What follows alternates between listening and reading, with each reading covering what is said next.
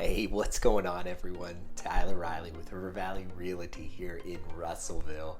And when we're working with clients who are relocating to this area, it always comes up about the overall weather conditions in our area. So I'm going to break it down and give y'all the data and the things that not only are recorded and reported, but that I've noticed is living in the area, well, for about 20 years now.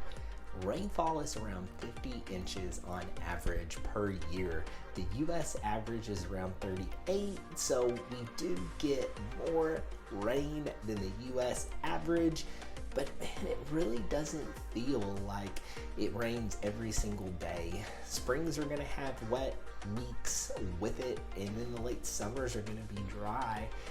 And it does feel like we have a week where it's pretty consistent. This week being a perfect example where it rained almost every day but two.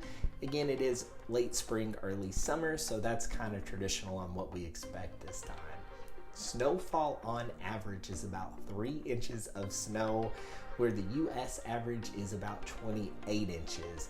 This really does feel about right because we maybe have 1 or 2 snow events a year where schools are canceled and in our market, people run to Walmart to get every item of milk and bread that they can.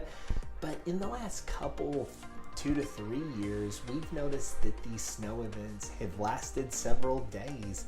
One of our biggest snowstorms in recent decades was actually in 2021, where it snowed for like a solid week and we had a couple feet of snow. When it does snow here, things close down. Schools cancel, businesses are closed, even doctors' offices closed. Our hospital will remain open. But if you've waited like 6 months for that dentist appointment, you might be waiting longer because they will look to reschedule in a snow event.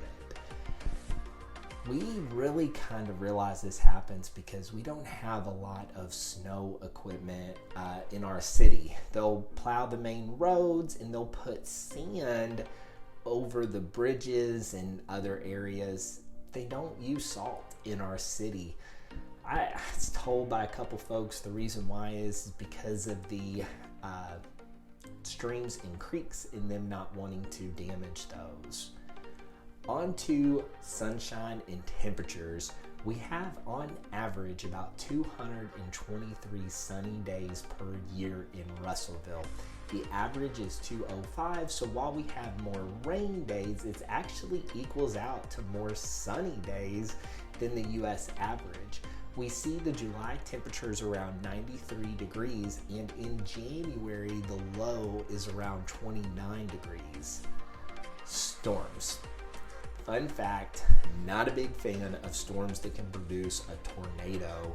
I've got a map that shows past data of tornadoes' directions and where they came through our area.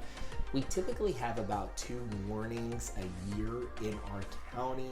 Some of those are small and produce damage. Some of those are larger ones that produce more damage.